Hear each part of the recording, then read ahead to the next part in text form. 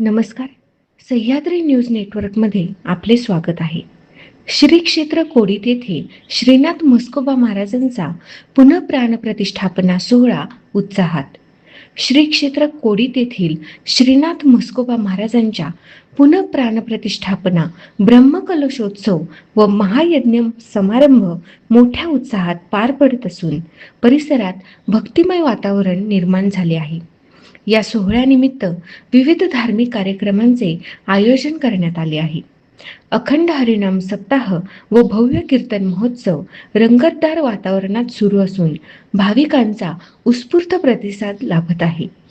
कीर्तन महोत्सवातील आजच्या 5व्या पुष्पात हबब श्री आचार्य अमृताश्रम स्वामी महाराज बीड यांचे सुश्राव्य कीर्तन पार पडले. आपल्या प्रभावी वाणीमधून त्यांनी महाराष्ट्रातील सध्याच्या सामाजिक परिस्थितीवर भाष्य करत उपस्थितांना विचार प्रवृत्त केले.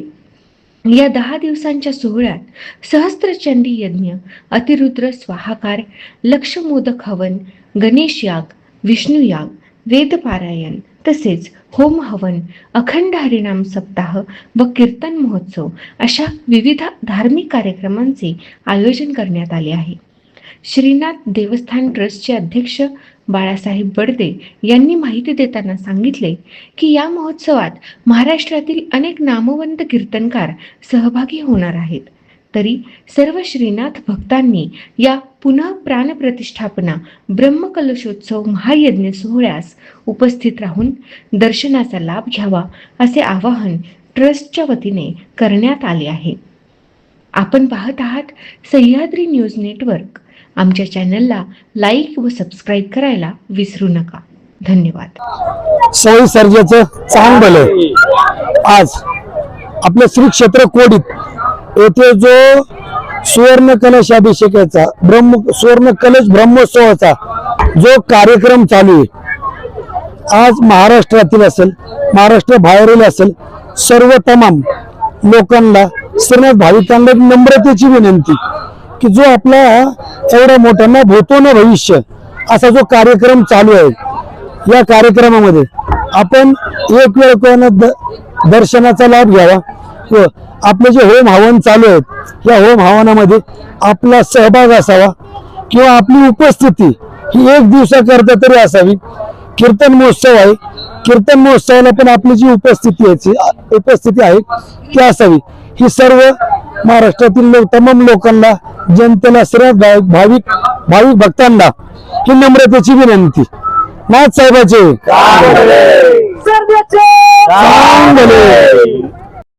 नमस्कार. सह्याद्री न्यूज नेटवर्क मध्ये स्वागत आहे. आज आपण श्री क्षेत्र कोडीत या ठिकाणी आहोत. श्रीनाथ म्हस्कोबा महाराजांचा पुनः प्राण प्रतिष्ठापना सोहळा या ठिकाणी मोठ्या उत्साहात पार पडत असताना एक हप्ता विशेष कार्यक्रम या ठिकाणी आयोजित केलेला हरिनाम सप्ताह असेल, तसेच देवस्थानचे विविध कार्यक्रम या ठिकाणी होत असताना आपल्या बरोबर देवस्थानचे अध्यक्ष आहेत. काय सांगाल तुम्ही, जे हा जो कार्यक्रम आहे प्राण प्रतिष्ठापना होते, संपूर्ण महाराष्ट्रातील भाविक या ठिकाणी येतात, कुठल्या प्रकारची व्यवस्था या ठिकाणी केलेली आहे आणि जो अखंड हरिनाम सप्ताह या संदर्भात बोलतो आपण श्रीनाथ म्हस्कोबा महाराजांच्या वज्रलेपानिमित्त एक महायज्ञ सोहळा, म्हणजे त्याच्यामध्ये सहस्त्रचंडी आहे, त्याच्यात अतिरुद्र स्वाकार आहे, 1 लक्ष मोदक हवन आहे, गणेश याग आहे, त्याचबरोबर शिवपंचायत आणि शिव पार्वती विवाह सोहळा बरोबर 21 होम हवनादी कार्यक्रमाबरोबर नामवंत महाराष्ट्रातील जेवढे म्हणजे कीर्तनकार आहेत, कीर्तनाचार्य आहेत, संतवीर आहेत, थोर संत आहेत, अशा नामवंत कीर्तनकारांचा 10 दिवसांचा कीर्तन महोत्सव आपण या निमित्ताने ठेवलेला आहे. आणि आपण कीर्तनकारांच्या बरोबरच म्हणजे हरिनाम सप्ताह बरोबरच येणाऱ्या श्रीनाथ भक्तांची संपूर्ण व्यवस्था, महाप्रसाद 24 तास महाप्रसाद चालू आहे. टॉयलेट बाथरूमची व्यवस्था चांगल्या पद्धतीने केली आहे. वाहतुकीची व्यवस्था पीएमपीएल आणि एसटी महामंडळाने सांभाळलेली आहे.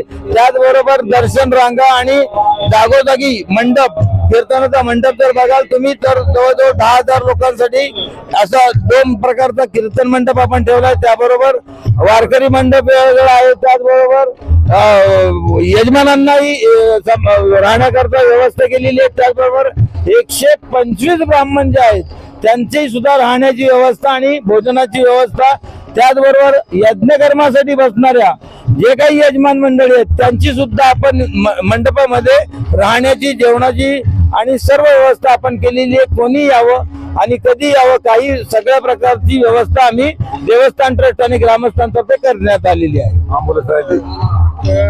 या ठिकाणी अशी अनपेक्षित घटना घडली तर या ठिकाणी 24 तास अँब्युलन्सची व्यवस्था सुद्धा या ठिकाणी केलेली आहे.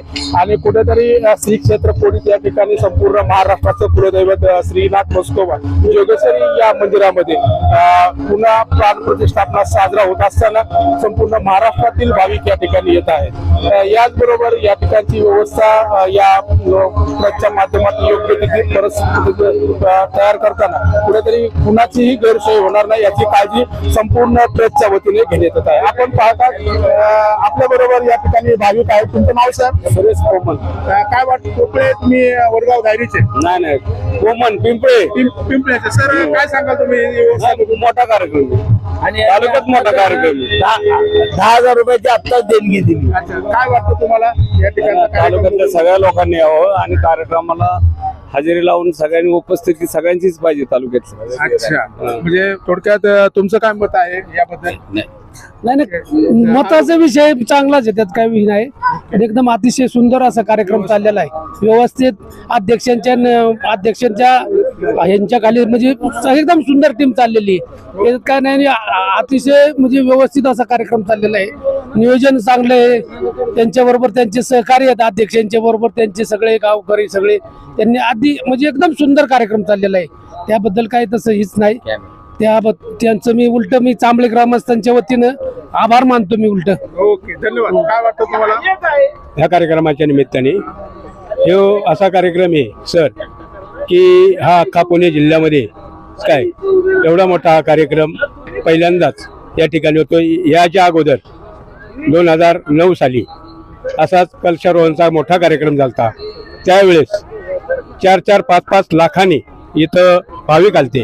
आणि आत्ताही सध्या आज जसं कार्यक्रम चालू झाला आहे 19 तारखेपासून, तर रोजचे नाही म्हणलं तरी की 15-20 हजार लोक आज दिवसभरात या ठिकाणी येत आहेत आणि दर्शन घेऊन कीर्तनाचा लाभ घेत आहेत. साई सर्जाचं चांग भलं.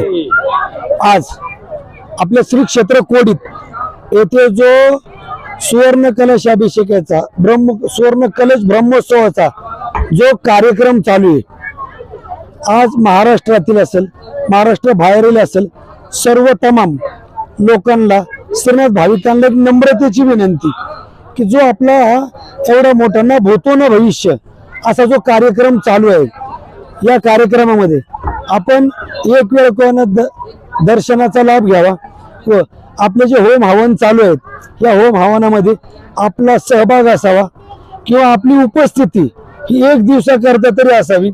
कीर्तन महोत्सव आहे, कीर्तन महोत्सवाला पण आपली जी उपस्थिती आहे ती असावी. ही सर्व महाराष्ट्रातील तमाम लोकांना, जनतेला, सर्व भाविक भक्तांना ही नम्रतेची विनंती. नाथ साहेबाचे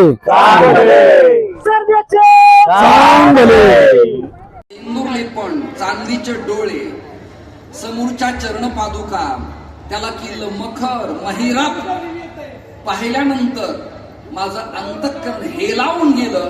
माझ्या डोळ्यात पाण्याच्या धारा आल्या. एवढं पवित्र दैवत मी पाहिलं. अतिशय स्वाले, इतकं प्रसन्न आणि स्वच्छ समाधान वाटलं मला. चरणपादुका चांगल्या मांडलेल्या, महिरप मांडलेला, मांडणी चांगली, कुलधर्म कुलाचार, नैवेद्य आरती, पुजाऱ्यांची श्रद्धा, ग्रामस्थांचं प्रेम वात्सल्याचा भाव, वैदिकांचा मंत्रघोष, वारकऱ्यांच्या स्वरांची स्पंदन करत करत काळ भैरवाचे दर्शन घेईल आणि तात्काळ जाईल वैकुंठास. शांतीब्रह्म एकनाथ महाराजांच्या गाथेतलं हे प्रमाण आपल्या समोर मी प्रमाणभूत मांडण्याचा प्रयास आणि प्रयत्न केला. श्रोते हो, भैरवांची संख्या कर्मकांडामुळे, वैदिकांच्या आवाहनामुळे प्रतिमा आणि सुपाऱ्यावरती अक्षतपुंजी करताना, आवाहन करताना त्या देवता पाठ असतात. तशा त्या 64 संख्येमध्ये आहेत. परंतु देशकाल परत्वे या सगळ्या लोकांना हा विषय किचकट, कंटाळवाना, होऊ नये याकरता फक्त नमुन्या दाखल कालभैरवाच्या नावांची यादी आपल्यासमोर पेश करतो. असितांग भैरव, रुरु भैरव, चंड भैरव, क्रोध भैरव, उन्मत्त भैरव, कपाली भैरव, भीषण भैरव आणि संहार भैरव. हे अष्टभैरव आहेत. अष्टभैरव आहेत, 9 नाथ आहेत, 5 पांडव आहेत, 7 पुऱ्या आहेत, 4 धाम आहेत, 7 आमना आहेत शंकराचार्यांचे आणि लीडर 4 आहेत.